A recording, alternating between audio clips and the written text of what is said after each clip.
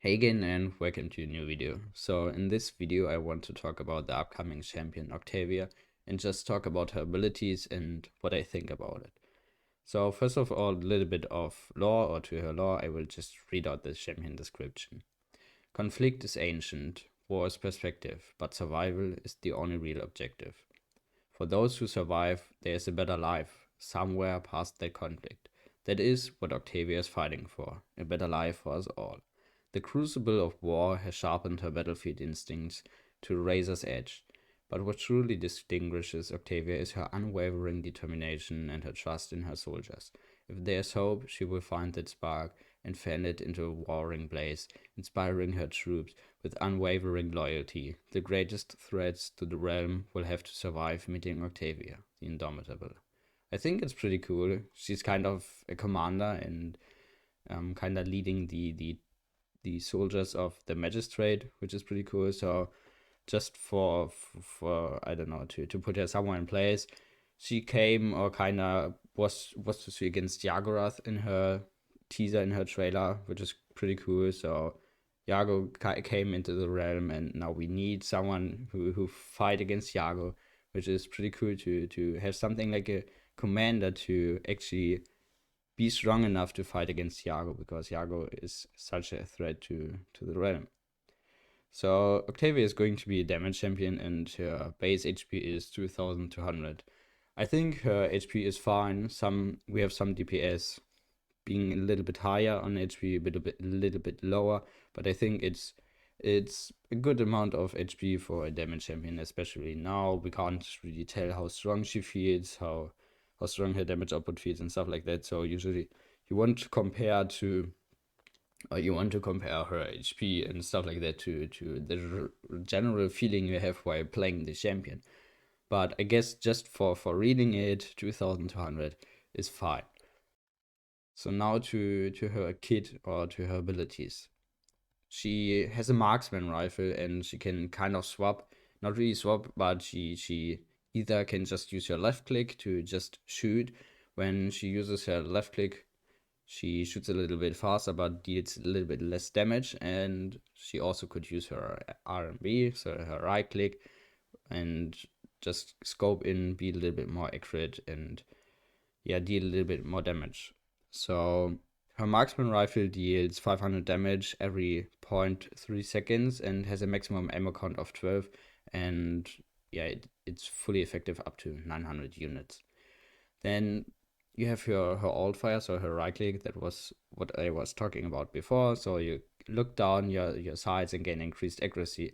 Your movement speed is reduced by 50%, and using this ability while you are in the air stops your movement, allowing you to fire up to 2.5 seconds. So I think this is pretty cool.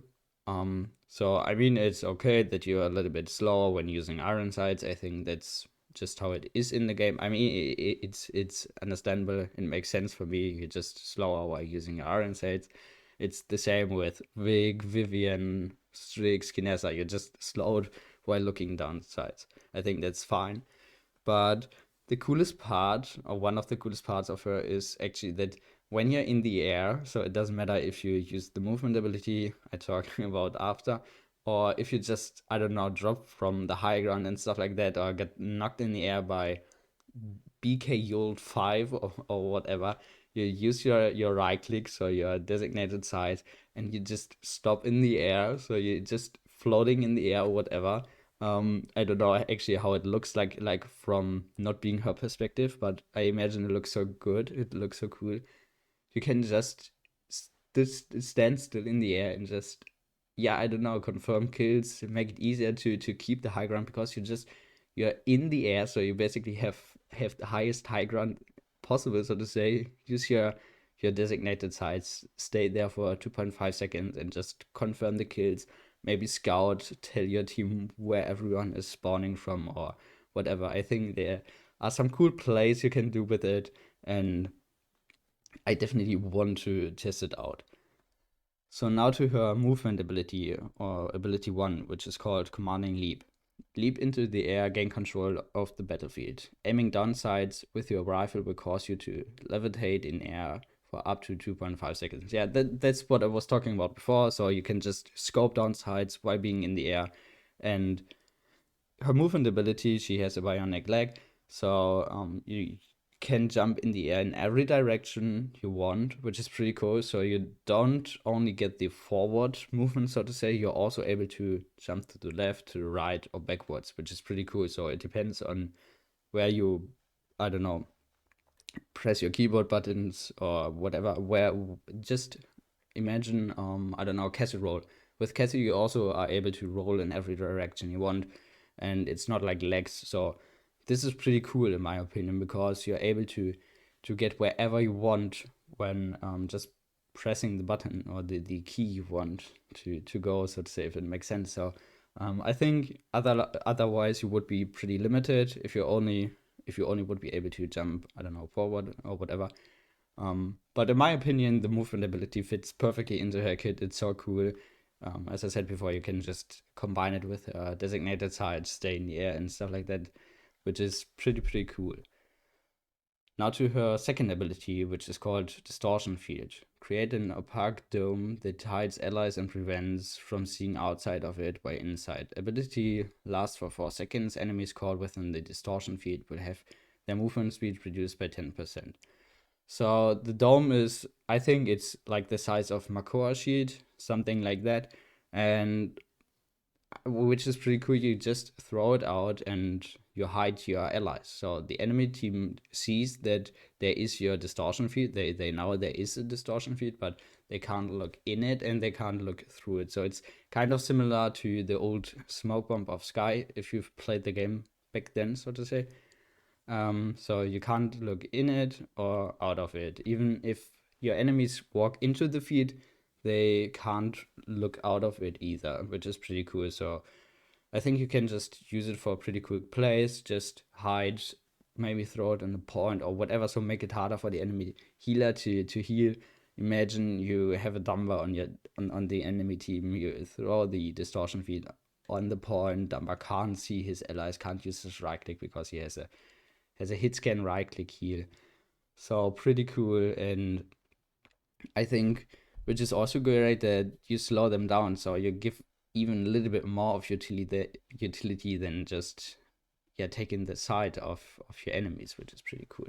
And one thing which only works in casuals, because in ranked you only can play each champion once, so to say, but if you play against another Octavia in casuals, and Octavia is actually able to use her designated sights to look in it and look through it. So Octavia is the only champion in the enemy team who is actually able to look in or through the distortion fields by using her designated sights. I think this is a great idea. So give Octavia something to tell her team. Well, there in her distortion field is, I don't know, is that champion, that's going on and stuff like that. So even though you play against Octavia with her distortion field, you have some possibility to I don't know. It's just cool to me that Octavia is actually able to look in it or through it. And now to her ultimate ability, which is called Creeping Barrage. Rain down a laser barrage upon your enemies that deals 850 damage per beam. The Creeping Barrage is cast out in a devastating line in front of Octavia. The beam cluster is set up into 2 parts. A smaller targeting beam that deals 100 damage and destroys shields if it makes contact, and the large damaging beam that deals 850 damage. So I think this is pretty cool. The ult works kind of similar to Vic ult, so it just let it raining down some damage, so to say. But you just activate your ult, and then the direction you faced or you've looked at is your ult coming down, so to say. And I think it's great. I see or can imagine some great counterplays into Barrack Dome, stuff like that, because your first beam, so you throw out 2 beams, your first beam destroys all shields. So you can just counter ult a Barrack Dome, which is pretty cool, or other shields, I don't know, Harsha Makoa, stuff like that, which is pretty cool. And then you have a second beam to deal a little bit more damage. 850 is not too much, but it's still an amount of damage you don't want to face, so to say. And what I also think is pretty cool that there's some time between each beam, so to say. So the enemy has also the possibility to walk out of it. So it's not something you can't counter. You're actually able to counter her ultimate, which is pretty good, I think. We all know how frustrating it is when there are ults you can't counter, like I don't know, Guillotine Zin, which is pretty hard to counter and stuff like that. So no, I think it's the coolest part in the game, or it's something really, really great they brought into the game, or they will bring in the game with Octavia. So as I said before, she's kind of a commander, and commanders want to give their team a advantage and motivate their team and just, I don't know, make them feel strong. And I think which is coming now is pretty cool. So before the game starts, you're actually able to choose a passive. So no other champion has a passive currently, and this is only working for Octavia. So just because she's a commander, she's able to choose a passive, which is active over the whole duration of the game, so to say. So you have 4 different passives you can choose from. The first one is called Commander's Cooldown. Decrease ability cooldowns by 10% for your team for the entire match. So there are some diminishing returns with Chronos, so you can't get the full potential of it if you have other cooldown reduction cards and stuff like that. But anyway, I think to start off the match, especially in the beginning, it's really great. And I also can imagine it works really great in late game, just because you already have Chronos. But I think it's good to decrease your cooldowns by 10%, which is pretty good. I like it. The next passive is called Commander's Credit. For every 5 champions eliminated by your team, each member gains 150 credits. And I think this is one of her strongest passive abilities. So imagine or just think about how many limbs you have when your game ends. So probably, I don't know, around 30, maybe a little bit less, maybe a little bit higher. It depends on every game you play. But just imagine how much credits you will get when already having, I don't know, 20 limbs. So this is pretty good. You will have the ability to have so many items. You are able to also buy really expensive items. So I like this idea of giving you the, I don't know, giving you a little buff to if you get limbs, you get credits, more credits, and are able to buy items. I think this is one of our strongest passives. We have to see how it really feels. For now, on paper, it sounds really, really strong for me. I can imagine that they maybe nerf it a little bit, so reduce the amount of credits. We have to see how strong it really feels. The next passive is called Commander's Shield. Your team receives a 500 health shield upon respawning. So every time you respawn, you get a 500 HP shield. I don't know if you're able to actually recreate the shield. So maybe if you usually have 2000 HP, you get the shield, you have 2500 HP, and you always keep that amount of HP that if you, I don't know, get shield, that you are able to reach 2500 HP again, or if it's gone once it is destroyed, we have to see. But anyway, I think it's great to give your team a little bit of buff in the beginning, being a little bit more tanking in the beginning, make it easier for you to maybe confirm the first pawn fight. And I don't know, I like the idea of this. The last passive is called Commander's Ultimate. Your team gains a 15% increased ultimate rate charge for the entire match. So you basically give your team free moral boost 1. I think there are also some diminishing returns with moral boost and some legendaries, but I think it's a great idea to just give your entire team a more ultimate charge, and I can imagine it works really well with some slowly charging ultimates or some really heavy or strong ultimate. So we have to see. It always depends on your comp, what passive you want to choose, but I think it's a great idea to give a commander a real opportunity to support her team, and I just like the idea of it. So now you've chosen your passive now to her legendaries or to her talents. Her first talent is called Hell or High Water. Upon landing with the commanding leap ability, create a small pool underneath you that will heal both you and allies for 600 health over 1.5 seconds. Octavia's ammo is not consumed while standing inside of this field, or maximum 1.5 seconds. I think this is pretty cool. You can use your movement ability to heal, especially when sometimes, I don't know, you maybe just want to go in with your movement ability. You land, you kind of tanky because of the health pool you leave underneath you. You're able to heal yourself and your allies. I think being able to heal yourself and allies is always a great opportunity to support your whole team, support your support players, make it easier to sustain the team and stuff like that. We have to see how strong it really feels, but in general I like the idea of giving a damage champion some utility to actually support the team, and not only giving supports the ability to heal and support the team, so to say. Her level 2 talent is called Asymmetric Warfare. Distortion Field now damages enemies for 125 every 0.5 seconds for the duration of Distortion Field, and heals allies for 75 every 0.5 seconds while inside of the field. I think this is one of her weaker legendaries, but we have to see how it works or how it feels. Maybe it's really strong, I don't know.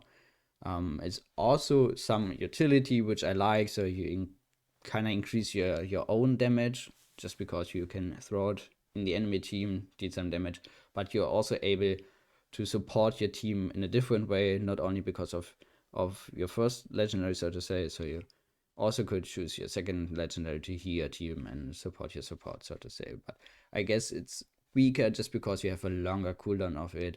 I think you are able to use your movement ability more often, so that's why I think it's a little bit better. And I don't know, I just feel like the Distortion Field legendary is just a little bit weaker. And her last legendary, or her level 8 legendary, is called Display of Force. Enemies are rooted in place for 1.5 seconds when they are hit by the pre-fire beam, and the creeping barrage deals 600 extra damage.